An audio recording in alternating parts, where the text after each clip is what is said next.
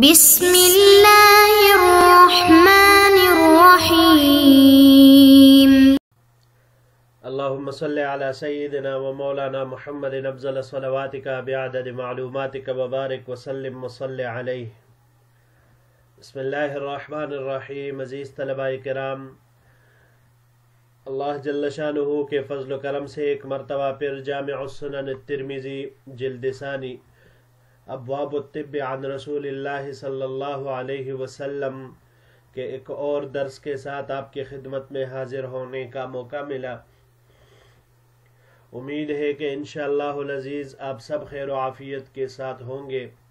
بحمد اللہ تعالی آج ہمارا سبق نمبر 96 ہے،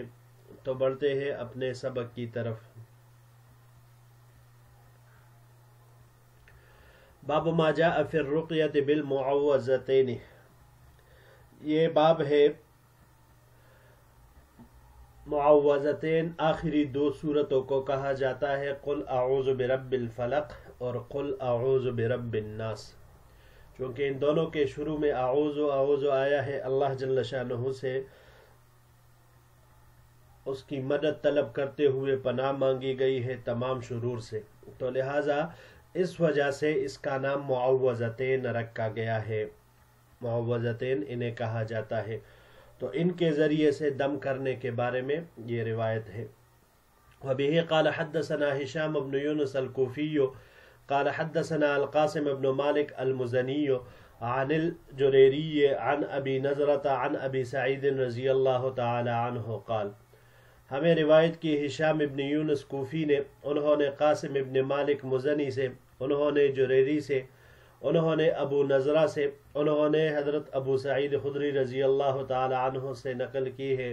کہ آپ رضی اللہ تعالی عنہ نے فرمایا کان رسول اللہ صلی اللہ علیہ وسلم یتعوذ من الجان وعین الانسان، کہ حضور نبی کریم صلی اللہ علیہ وسلم جنات سے اور انسانی بدنظری سے تعوذ فرماتے تھے، پناہ مانگتے تھے۔ حتی نزلت المعوذتان فلما نزلت اخذ بہما وترک ما سواہما، یہاں تک کہ یہ معوذتین دونوں صورتیں نازل ہو گئی، پس جب یہ نازل ہو گئی تو دونوں صورتیں آپ صلی اللہ علیہ وسلم نے ان کو اختیار فرما لیا، اور ان کے علاوہ ما سوا کو جو بھی آپ صلی اللہ علیہ وسلم اس سے پڑھتے تھے اس کو ترک کیا، یعنی بالکلیہ ترک مراد نہیں ہے یہاں پر، اس کے بارے میں انشاءاللہ بحث کریں گے بھی۔ وفی الباب عن انس رضی اللہ تعالی عنہ قال ابو عیسیٰ ھذا حدیث حسن غریب، اس باب میں حضرت انس رضی اللہ تعالی عنہ سے بھی روایت نقل ہے۔ امام ابو عیسیٰ فرماتے ہیں کہ یہ حدیث حسن غریب ہے۔ جی عزیز طلباء کرام، رقیہ بالمعوذتین، آخری دو صورتوں کے ذریعے سے جاڑ پونک کرنا، دم کرنا، تو یہاں پر ہم نے پہلے بھی پڑھا تھا پچھلے درس میں کہ جاڑ پونک قرآنی آیات کے ذریعے سے، اسماء الہیہ کے ذریعے سے، ذکر کے ذریعے سے، ایسے الفاظ جو کہ شریعت کے دائرے کے اندر ہو، ان سے کرنا یہ بالکل جائز اور حضور صلی اللہ علیہ وسلم سے ثابت ہے۔ تو اب یہاں پر اس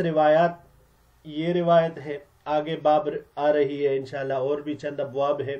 جن سے ہمیں معلوم ہوتا ہے کہ حضور نبی کریم صلی اللہ علیہ وسلم نہ صرف خود اپنے اوپر اس کو پڑھ کر دم کیا کرتے تھے، اپنے ہاتھوں پر دم کر کے پورے بدن پر ہاتھ مبارک پھیرا کرتے تھے، بلکہ دوسرے لوگوں کو بھی کرواتے تھے، حتیٰ کہ حسنین کریمین رضی اللہ تعالی عنہما وہ بھی اگر بیمار ہو جاتے تو ان کو بھی دم کرواتے، کبھی ان کے ذریعے سے، کبھی دوسرے الفاظ کے ذریعے سے، وہ بھی انشاءاللہ العزیز وہیں پر آئے گا۔ کسی کو درد کی شکایت ہوتی تو ان کو ان کے حساب سے کوئی دم ارشاد فرماتے۔ معوذتین کے نزول کے بارے میں تفصیلی واقعہ تفسیر میں بہت ساری تفاسیر میں تمام مفسرین نے ذکر کیا ہوا ہے، یہاں پر اس کے ذکر کرنے کی ضرورت نہیں، لیکن اجمالاً اتنا سمجھ لیجئے کہ لبید ابن عاصم یہودی نے یا ان کی بیٹیوں نے حضور نبی کریم صلی اللہ علیہ وسلم پر جادو کیا تھا، جس کی وجہ سے آپ صلی اللہ علیہ وسلم کی یادداشت تھوڑی کمزور ہو گئی تھی. لیکن یاد رکھیے یادداشت کا متاثر ہونا یہ دنیاوی معاملات میں تھا کہ آپ صلی اللہ علیہ وسلم نے ایک کام کیا ہوتا اور پھر بھول جاتے تو فرماتے کہ میں نے یہ نہیں کیا ہے. کبھی نہیں کیا ہوتا تو آپ صلی اللہ علیہ وسلم ارشاد فرماتے کہ یہ میں نے کیا ہوا ہے. دنیاوی معاملات میں اس طرح ہوتا، دینی معاملات وہ اللہ جل شانہ کے فضل و کرم سے اسی طرح ہی چل رہے تھے حفاظت کے ساتھ. تو پھر اس کے بعد یہ دونوں صورتیں نازل ہوئی اور اللہ جل شانہ نے آپ صلی اللہ علیہ وسلم کو ان سے، اس بیماری سے اور اس اثرات سے حفاظت عطا فرمائی. اب یہاں پر اس روایت میں یتعوذ من الجان وعین الانسان، اس کا مطلب یہ ہے کہ آپ صلی اللہ علیہ وسلم ان الفاظ کا اگر ہم مفہوم نکالے تو یہ نکلے گا کہ آپ صلی اللہ علیہ وسلم یوں فرماتے اعوذ باللہ من الجان وعین الانسان. تو حاصل روایت کا یہ ہے کہ آپ صلی اللہ علیہ وسلم جنات اور نظر بد کے لیے ابتداءً مذکورہ یہ جو ہم نے الفاظ بیان کیے کہ آپ صلی اللہ علیہ وسلم تعوذ فرماتے تھے اعوذ باللہ من الجان وعین الانسان، اس سے آپ صلی اللہ علیہ وسلم پہلے تعوذ فرماتے تھے. پھر جب اس کے بعد حتی نزلت المعوذتان فلما نزلت اخذ بہما وترک ما سواہما، جب یہ معوذتین نازل ہو گئی تو پھر آپ صلی اللہ علیہ وسلم انہی کے ذریعے سے تعوذ فرماتے تھے اور دوسرے طریقوں کو ترک کیا. یہاں ترک کرنا چھوڑنا یہ بالکلیہ نہیں ہے بلکہ کم کے معنی میں استعمال کیا ہے محدثین حضرات نے، شارحین نے، کہ بھائی یہاں پر وَتَرَكَ مَا سِوَاهُمَا نہ ترکہ نہیں ہے بلکہ اس کا مطلب یہ ہوگا کہ بھائی جو دوسرے کے ساتھ دوسرے الفاظ کے ساتھ آپ صلی اللہ علیہ وسلم کرتے تھے تو اس کو کم کر دیا. اکثر پھر ان سے آپ صلی اللہ علیہ وسلم کرتے تھے. اور ان دونوں صورتوں کے بہت سارے فوائد احادیث میں بھی ذکر ہیں جو مستند روایات ہیں. حضرت عائشہ رضی اللہ تعالیٰ عنہ فرماتی ہے کہ آپ صلی اللہ علیہ وسلم کو جب بھی کوئی بیماری پیش آتی تو ان دونوں صورتوں کو دم کر کے سارے بدن مبارک پر آپ صلی اللہ علیہ وسلم اپنا ہاتھوں کو پیر لیتے. حتیٰ کہ مرض الوفات میں آپ صلی اللہ علیہ وسلم کی جب تکلیف بڑھی تو میں حضور نبی کریم صلی اللہ علیہ وسلم کے ہاتھوں پر ان صورتوں کو پڑھ کر دم کر دیا کرتی تھی. آپ صلی اللہ علیہ وسلم خود اپنے بدن مبارک پر اپنے ہاتھ مبارکہ کو پیر لیتے تھے. اور عقبہ ابن عامر رضی اللہ تعالیٰ عنہ سے ایک روایت منقول ہے، نسائی شریف میں یہ روایت ذکر ہے کہ آپ صلی اللہ علیہ وسلم نے ان کو معوذتین پڑھائی اور پھر مغرب کی نماز میں بھی یہ دونوں صورتیں آپ صلی اللہ علیہ وسلم نے پڑھی اور ان کو فرمایا کہ سونے سے پہلے بھی ان دونوں صورتوں کو پڑھو اور اٹھنے کے بعد بھی ان دونوں صورتوں کو پڑھ لیا کریں. جبکہ ابو داؤد شریف کی ایک روایت ہے جس میں یہ ذکر ہے کہ آپ صلی اللہ علیہ وسلم کا معمول یہ تھا کہ ہر نماز کے بعد ان دونوں صورتوں کو پڑھ لیا کرتے تھے. حافظ ابن قیم رحمۃ اللہ علیہ فرماتے ہیں کہ ان دونوں صورتوں کے منافع اور برکات کے سبب لوگوں کو ان کی حاجت اور ضرورت ایسی ہے کہ کوئی انسان ان سے مستغنی نہیں ہو سکتا. ان دونوں صورتوں کو سحر، نظر بد، تمام جسمانی روحانی آفات کو دور کرنے کے لیے یہ آپ ایک اسے تریاق کہہ سکتے ہیں. اس میں اللہ جل شانہ نے ایک عظیم تاثیر رکھی ہوئی ہے. تو حضور نبی کریم صلی اللہ علیہ وسلم اور صحابہ کرام رضوان اللہ علیہ مجمعین کا بھی معمول وہ انہی دو صورتوں کے اوپر تھا. جی بڑھتے ہیں اگلے باب کی طرف. باب ما جاء فی الرقیۃ من العین، یہ باب ہے بد نظری کے دم کے بارے میں. وبه قال حدثنا ابن ابي عمر قال حدثنا سفيان عن عمرو بن دينار عن عروة وهو ابن عامر عن عبيد بن رفاعة الزرقي ان اسماء بنت عميس رضی اللہ تعالی عنها قالت، ہمیں روایت کی ابن ابو عمر نے، انہوں نے سفیان سے، انہوں نے عمر ابن دینار سے، انہوں نے عروہ سے، عروہ جو کہ ابن عامر ہے، انہوں نے عبید ابن رفاعہ زرقی سے فرماتے ہیں کہ اسماء بنت عمیس رضی اللہ تعالی عنہا نے فرمایا یا رسول اللہ صلی اللہ علیہ وسلم ان ولد جعفر تسرع الیہم العین افاسترقی لہم، یا رسول اللہ صلی اللہ علیہ وسلم جعفر سے جو میری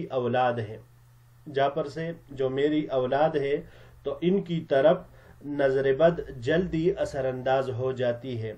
تو کیا میں ان کے لیے جاڑ پونکھ کر سکتی ہوں، دم کر سکتی ہوں؟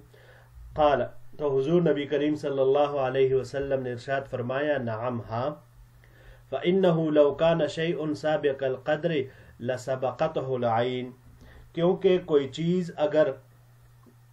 قضاء سے آگے بڑھنے والی ہوتی، تقدیر سے آگے بڑھنے والی ہوتی تو نظر بد اس سے آگے بڑھ جاتی۔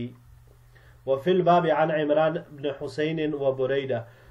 هذا حدیث حسن صحیح، اس باب میں عمران بن حسین اور بریدہ رضی اللہ تعالی عنہما سے روایات مروی ہے، یہ حدیث حسن صحیح ہے۔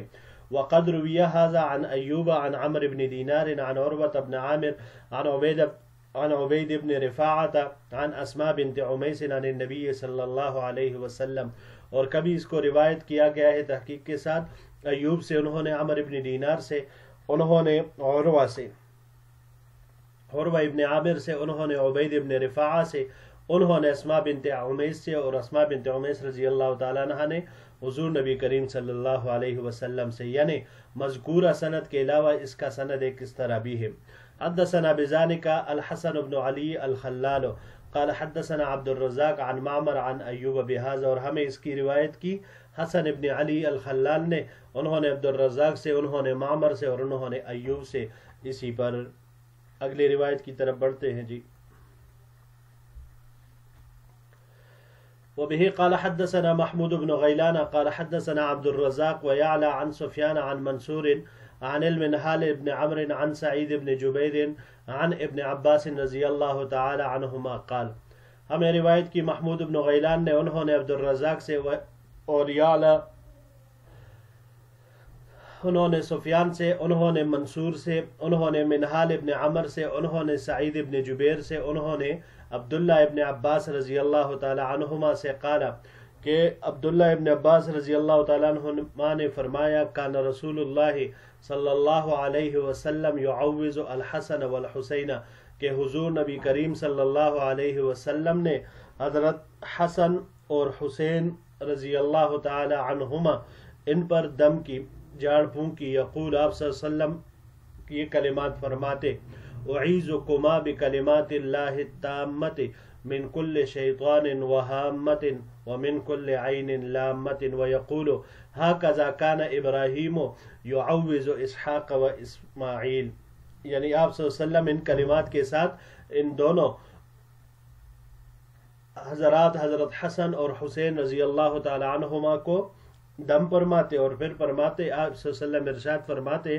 کہ اسی طرح حضرت ابراہیم علیہ السلام، حضرت اسحاق اور اسماعیل علیہ السلام پر اسی طرح تعوذ فرمایا کرتے تھے۔ وبه قال حدثنا الحسن بن علي الخلال قال حدثنا يزيد بن هارون وعبد الرزاق عن سفيان عن منصور نحوه بمعناه، اسی طرح میں روایت کی حسن بن علی الخلال نے، انہوں نے یزید بن ہارون سے، عبد الرزاق نے سفیان سے، اور منصور سے، انہوں نے نحوه بمعناه اسی طرح اس کے معنی میں نقل کیا ہے۔ هذا حدیث حسن صحیح، یہ حدیث حسن صحیح ہے۔ باب کی طرف آتے ہیں جی۔ جی عزیز طلباء کرام، نظر بد، عین یہ یعنی نظر بد کی وجہ سے جب انسان بیمار ہو جاتا ہے تو اس کے لیے یہ عین کا لفظ استعمال ہوتا ہے، اور جس کو نظر لگ جائے اس کو معیون کہا جاتا ہے، معیون۔ اب یہاں پر پہلی روایت میں حضرت اسماء بنت عمیس رضی اللہ تعالی عنہ، ان کی اولاد حضرت جعفر رضی اللہ تعالی عنہ سے، وہ انتہائی خوبصورت تھی۔ جو بچے انتہائی خوبصورت ہوتے ہیں تو ظاہر سی بات ہے ان کے اوپر نظر بھی زیادہ پڑتی ہے، اور وہ جاذب نظر بھی ہوتے ہیں۔ استعجاب والی نظریں ان کو گھیر لیتی ہیں. تو لہٰذا اسماء رضی اللہ تعالیٰ عنہ نے حضور نبی کریم صلی اللہ علیہ وسلم سے عرض کیا کہ کیا میں ان کے لیے اس نظر بد سے بچنے کے لیے جھاڑ پھونک وغیرہ کر سکتی ہوں؟ تو آپ صلی اللہ علیہ وسلم نے ارشاد فرمایا کہ بالکل، اللہ کی تقدیر وہ ہر چیز کے اوپر غالب آنے والی ہے، سب سے اعلیٰ ہے، غالب رہتی ہے، لیکن اگر تقدیر سے کوئی چیز بڑھ سکتی تو وہ نظر بد ہی ہوتی، یعنی مطلب یہ بہت جلدی اثر کرتی ہے. اب عقیدہ ہمارا الحمدللہ یہی ہے اہل سنت والجماعت کا کہ ہر شے میں مؤثر تو اللہ کی ذات ہے، بغیر اس کے حکم کے کوئی اثر نہیں ہوتا، مگر نظر بد کا اثر یہ بھی اللہ کے حکم سے ہی ہوتا ہے اور بہت ہی جلدی ہوتا ہے. یہاں پر آپ فرمایا ان ولد جعفر، ولد ملا علی قاری رحمت اللہ علیہ کے نزدیک تو اب صح یہی ہے کہ اس کو ولد پڑھا جائے، ولد، واو کے ضمہ اور لام کے سکون کے ساتھ، لیکن بعض حضرات کے نزدیک بھی فتح الواو واللام یہ دونوں اس طرح بھی پڑھ سکتے ہیں، تو اس لیے ہم نے اسی طرح ہی پڑھا. تسرعو یہ تسرعو بھی نقل کیا گیا ہے، لیکن تسرعو پڑھنا ہے بمعنی جلدی کے، یعنی ان بچوں کی طرف نظر وہ جلدی ان پر اثر انداز ہو جاتی ہے. اب نظر بد کی تاثیر کے بارے میں بعض علماء نے یہ فرمایا ہے کہ عائن یعنی جس کی نظر لگے اس کی نظر سے زہریلا اثر معیون کے جسم تک پہنچتا ہے، اس کی وجہ سے معیون بیمار ہو جاتا ہے. عائن نظر لگانے والا، معیون جس کو نظر لگے اس کے بدن تک یہ تاثیر پہنچتا ہے. اب یہ اللہ کے علم میں ہی ہے کہ وہ کس طرح پہنچتا ہے، کس اعتبار سے پہنچتا ہے، اللہ جل شانہ ہی اس کی حقیقت کو جانتے ہیں. اگلی روایت کی طرف بڑھتے ہیں. اس روایت میں حضرت حسنین کریمین رضی اللہ تعالی عنہما کو حضور نبی کریم صلی اللہ علیہ وسلم دم فرماتے تھے، اعیذکما بکلمات اللہ التامۃ من کل شیطان وہامۃ ومن کل عین لامۃ، ان الفاظ کے ساتھ. تو اس سے یہی معلوم ہوتا ہے بکلمات اللہ، کلمات اس سے مراد قرآن کریم، اللہ جل شانہ کے اسماء اور صفات یہ سب ہو سکتے ہیں. علامہ جزری رحمت اللہ علیہ فرماتے ہیں کہ اللہ تعالیٰ کا کلام اور اس کے اسماء اور صفات کو تامہ اس وجہ سے کہا گیا ہے کہ وہ نقص اور عیب سے پاک ہے، جبکہ بعض حضرات فرماتے ہیں کہ تامہ اس کا مراد معنی یہ ہے کہ ان کلمات کے ذریعے تعوذ نافع اور آفات سے حفاظت کا ذریعہ ہے. وَمِن كُلِّ شَيْطَانٍ وَهَامَّةٍ، ہامہ یہ ایک ایسا زہریلا جانور جس کے کاٹنے سے انسان ہلاک ہو جائے، اس کی جمع حوام آتی ہے. لیکن وہ جانور جو زہریلا تو ہے مگر اس سے ہلاکت نہیں ہوتی تو اس کو سامہ کہا جاتا ہے، جیسے بچھو، بیڑ وغیرہ. اور بعض اوقات حوام اس کا اطلاق ما یدب علی الارض مطلقاً، جو زمین پر ہوتے ہیں، ہر جانور جو زمین پر چلتا ہے تو اس پر اس کا اطلاق ہوتا ہے. وَمِن كُلِّ عَيْنٍ لَامَّةٍ، لامتن تو وَمِن كُلِّ عَيْنٍ لَامَّةٍ اس سے مراد ایسی نظر ہے جو تکلیف کا ذریعہ بنے، جو تکلیف کا ذریعہ بنے. یا بعض حضرات نے ذکر کیا ہے کہ لمہ یہ جنون کی ایک قسم ہے جو انسان کو عارض ہوتی ہے، تو پھر اس اعتبار سے معنی یہ ہوگا کہ ایسی نظر بد سے پناہ مانگتا ہوں کہ جو جنون پیدا کرے، تو اس اعتبار سے وہ معنی بھی اپنی جگہ پر بالکل صحیح آ رہا ہے. جی عزیز طلباء کرام، یہی تک ہمارا آج کا سبق تھا. انشاءاللہ العزیز زندگی رہی تو اگلے درس میں ایک نئے باب کے ساتھ آپ کی خدمت میں حاضر ہوں گے. السلام علیکم ورحمۃ اللہ وبرکاتہ.